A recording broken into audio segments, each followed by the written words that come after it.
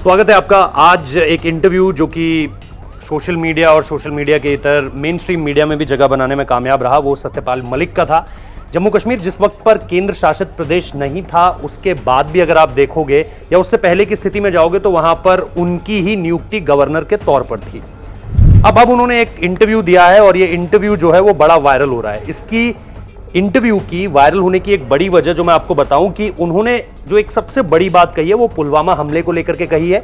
और इस पर वो कहते हैं कि अगर सेना के जवानों का जो काफिला था, तकरीबन जो 40 जवान शहीद हुए थे सीआरपीएफ के, अगर उन्हें एयरक्राफ्ट्स दे दिए जाते तो फिर इस तरह की घटना नहीं होती।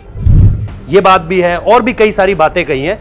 सबसे पहले तो मैं आपको ये बता दूं कि पूर्व गवर्नर साहब जो सत्यपाल मलिक जी हैं, उनकी एक किताब आ रही है और किताब को लेकर के जो है बहुत सारी ऐसी चीज़ें हैं जो सामने निकल कर आ रही हैं, चाहे वो पॉलिटिकल हो या फिर नॉन पॉलिटिकल हो। इसके अलावा जो उन्होंने प्रधानमंत्री नरेंद्र मोदी के लिए कहा है, अमित शाह के लिए कहा है, फिर माफ़ी मांगी, यू टर्न लिया। प्रधानमंत्री नरेंद्र मोदी के लिए एक वक्त पे जम्मू कश्मीर में बहुत कुछ सी बातें कही थी, उसके बाद उसको लेकर के भी उन्होंने यू टर्न लिया। मतलब जब आप राजनीति में देखते हो कि दोहरी तरीके की बातें और दोहरे मापदंड और फिर एक बयान देना और उस पर फिर यू टर्न लेना, तो आपको एक नाम बहुत प्रमुखता से याद रहेगा, वो सत्यपाल मलिक का बयान है। दूसरी स्थिति, जब आप इस चीज को समझने की कोशिश करते हैं कि सीआरपीएफ के जवानों का काफिला बाय रोड अगर जा रहा है, अर्धसैनिक बल हो, पैरामिलिट्री फोर्स हो या फिर सेना हो, थल सेना हो, तो उसका बहुत स्वाभाविक है ट्रैवल करना। कंपनी जब भी एक जगह से दूसरी जगह जाती है, एक जगह को छोड़कर दूसरी जगह जाती है, या इस तरीके से जब भी ऑफिसर्स जाते हैं तो कॉन्वॉय पूरा का पूरा चलता है। अगर आप भी बचपन में, जैसे हमारी जो स्कूलिंग हुई है वो हमेशा से आर्मी कैंटोनमेंट के एरियाज में हुई है और हमने बार बार इस चीज को देखा है कि कैसे जब आर्मी के काफिले निकलते हैं तो वो कॉन्वॉय में निकलते हैं। अब दरअसल जो वो बात कह रहे हैं, सबसे बड़ी बात तो इसमें तर्क यहां समझ नहीं आता कि अगर आपकी थल सेना या आपका अर्धसैनिक बल ही सड़क को छोड़कर हवा से यात्रा करने लगेगा इस वजह से कि कहीं कोई इस तरह का टेरर अटैक का जो था वो गुंजाइश थी, या इस तरह की कोई सोर्स थी, या इस तरह का कोई इंफॉर्मेशन था, कोई इंटेलिजेंस थी, तो फिर आप इस तरह के फैसले लोगे या फिर आप उसको काउंटर करने की कोशिश करोगे। बतौर गवर्नर क्या आपको इस चीज की उस समय पर जानकारी थी? अगर थी तो आपने, जैसा आप अपने बयान के हिसाब से बता रहे हो कि भाई होम मिनिस्ट्री को या डिफेंस मिनिस्ट्री को या फिर पीएमओ ऑफिस को अगर इसके बारे में बात कही गई थी। मेरा सिर्फ इसमें एक सवाल है जो मैं पूछना चाहता हूं। आप ये देखोगे कि जब भी कभी भी इस तरह का कॉन्वॉय चलता है तो आप क्या देखते हो? आप ये देखते हो कि उसके आगे चाहे तो एक क्यूआरटी रहती है जिसे हम क्विक रिस्पॉन्स टीम कहते हैं, या फिर हम देखते हैं एक हाई डॉट टीम चलती है। जब भी इस तरीके से कॉन्वॉय चलता है तो उसको कहते हैं हाईवे डोमिनेटिंग टीम, जो कि आगे से सारी की सारी चीजें क्लियर करती हुई चलती है। और अगर आप इस पूरे के पूरे कॉन्वॉय में उस समय पर देखोगे तो कहीं पर भी आप ये नहीं पाओगे कि इस तरह की चीजें थी जिनको लेकर के आप सवाल खड़े कर सको।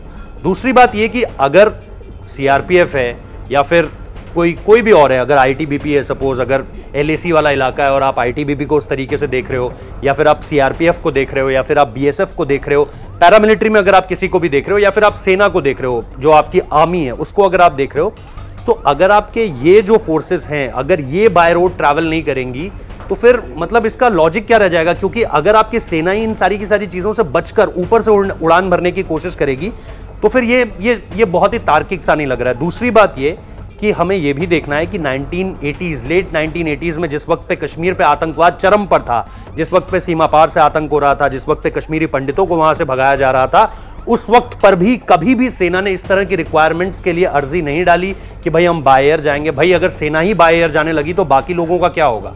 बाकी लोगों की सुरक्षा की गारंटी कौन देगा? और क्या इस बात की क्या गारंटी है कि आप बाय एयर जाके बड़ा सेफ ट्रैवल कर लोगे? क्या बाय एयर शूट नहीं होता है? क्या बाय एयर अटैक्स नहीं हो सकते हैं? फिर क्या बोलोगे आप कि अब हम कैसे जाएंगे? क्या अब हम सिग्नल्स की तरह जाएंगे, 5G 4G 6G 7G उसकी तरह जाएंगे? मतलब इस बात की क्या गारंटी है कि आप एयरक्राफ्ट में जा रहे होते और फिर पाकिस्तान हमले ना करता? और कुल मिलाकर के अगर आपको इतनी जानकारी है तो फिर यह भी बता दीजिए कि वो आरडीएक्स आया कहां से था। तो मतलब ऐसी बहुत सारी बातें जो इस इंटरव्यू में है। जैसा मैंने पहले भी कहा कि जब आप दोहरे मापदंड की बात करते हो, जब आप यू टर्न लेने की बात करते हो, जब आप अपने बयान से पलटने की बात करते हो, तो आपको सत्यपाल मलिक का जो है वो चेहरा या उनकी बातें जो हैं वो बार बार याद आती हैं। चाहे वो अमित शाह को लेकर हों, चाहे वो जम्मू कश्मीर को लेकर हों, चाहे वो प्रधानमंत्री नरेंद्र मोदी को लेकर के हों। वो उसी इंटरव्यू में जो इंटरव्यू वायरल हो रहा है, उसी इंटरव्यू की एक लेटर क्लिप है जिसमें वो अपनी बातों से पलट रहे हैं, लेकिन उस इन पर्टिकुलर क्लिप को मीडिया वायरल नहीं कर रहा है, उस तरह का जो उस तरह की विचारधारा को सपोर्ट करता है, उन बातों को सपोर्ट कर रहा है, वो मीडिया उस क्लिप को वायरल नहीं कर रहा है। वो उसमें से उन्होंने एक छोटा सा हिस्सा उठाया है, जिस हिस्से पर ये सारी की सारी बातें कही जा रही हैं, चाहे वो सीआरपीएफ को लेकर के हों, चाहे वो प्रधानमंत्री नरेंद्र मोदी को लेकर के हों, या चाहे उन्होंने ये कहा है कि भाई ठीक है करप्शन को लेकर के, मैं ये नहीं कहूंगा वो नफरत नहीं करते, लेकिन वो बहुत ज्यादा नफरत भी नहीं करते हैं करप्शन से, ये साफ तौर पर उनका कहना था। तो ऐसी बहुत सारी बातें उन्होंने इस पूरे के पूरे इंटरव्यू में कही हैं। ऑब्वियसली उनकी किताब आ रही है तो उन्हें चाहिए होगा कि भाई इस तरह की कोई हाइप मिल जाए, किसी तरह का कोई जो है मीडिया में कवरेज मिल जाए, जिसे सस्ती लोकप्रियता भी आप कह सकते हो। और उस लोकप्रियता को हासिल करने के लिए उन्होंने साफ तौर पर इस कदम को उठाया जहां पर वो इस तरह की बयानबाजी कर रहे हैं, जिनको लेकर के मुझे लगता है जवाब जल्द से जल्द आने चाहिए।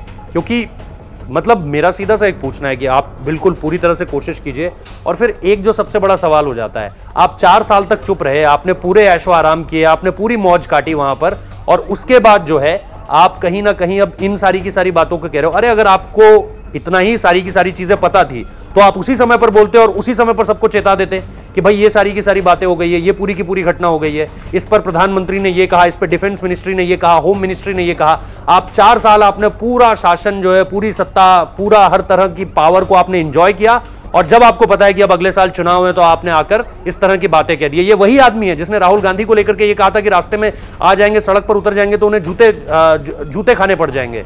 ये वही आदमी है। और अब एक तरीके से कांग्रेस की कठपुतली बनकर जो है वो भारतीय जनता पार्टी, या फिर आप उस तरीके से कहिए कि केंद्र की सरकार पर एक तरीके से सीधे सीधे निशाने साध रहे हैं। तो जिस तरीके से कठपुतली होती है ना कि भाई इसके इशारे पर अब ये काम कर दिया, उसके इशारे पर अब ये काम कर दिया, इस वक्त पर सत्यपाल मलिक की स्थिति कुछ वैसी ही है। इन सारी की सारी बातों पर अगर सच्चाई है तो फिर आप इन सारी की सारी बातों को जो है वो साक्ष्य के रूप में सामने रखिए। इस तरह की बातें जो उस समय पे और यार सबसे बड़ी बात, पाकिस्तान की संसद में, पार्लियामेंट के अंदर पाकिस्तान के प्रधानमंत्री को इस चीज का क्रेडिट दिया जाता है। वहां के जो मंत्री हैं वो इस बात को लेकर के बयान देते हैं कि भाई पुलवामा हमने कराया है, तो वो भी क्रेडिट खा रहे हैं। तो फिर आदिल अहमद डार कौन था? अगर आपकी बातें पूरी तरह से सच हैं तो फिर उन सारी की सारी बातों का क्रेडिट वो क्यों ले जा रहे हैं? तो आप ये सारी की सारी बातों का प्लीज पहले जवाब दे दीजिए।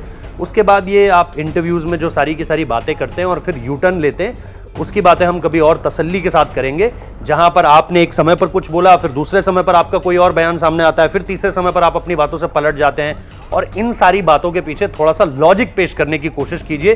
सिर्फ बयान देने के लिए बयान मत दीजिए, क्योंकि ये फिर आप देश की सेना का मनोबल, खैर घटेगा तो क्या, क्योंकि इसको लेकर के देश की सेना पूरी तरीके से क्लियर है कि कहां से किस तरह की बयानबाजी होती है। और जो ढिल्लो साहब थे उन्होंने साफ तौर पर, अभी हाल के समय में उनके बहुत सारे इंटरव्यू आए हैं, कितने गाजी आए, कितने गाजी गए, हम लोगों ने भी एनएमएफ न्यूज में इंटरव्यू किया हुआ है, और उन्होंने साफ तौर पर पूरा घटनाक्रम बता रखा है कि किन लोगों को पता था इस प्लान के बारे में, कहां से क्या चीजें हुई हैं, उसके बाद काउंटर ऑपरेशन जो हमने किया, उसके बाद कहां से किसको पकड़ा गया, किसको मारा गया, सारी की सारी चीजें पॉइंटेड हैं, सारी की सारी चीजें किसी क्लासिफाइड फाइल में दर्ज होंगी। लेकिन उसके बाद भी अगर इस तरह के बयान सामने निकल कर आते हैं तो मेरे हिसाब से सेना भी निराश ही होती होगी। खैर अब निराश होना भी छोड़ दिया होगा, क्योंकि पिछले कुछ सालों में देश का माहौल यही रहा है कि ऑपोजिशन ने हमेशा से कुछ भी सेना ने किया है तो सवाल उठाए हैं शाबाशी देने की बजाय। धन्यवाद।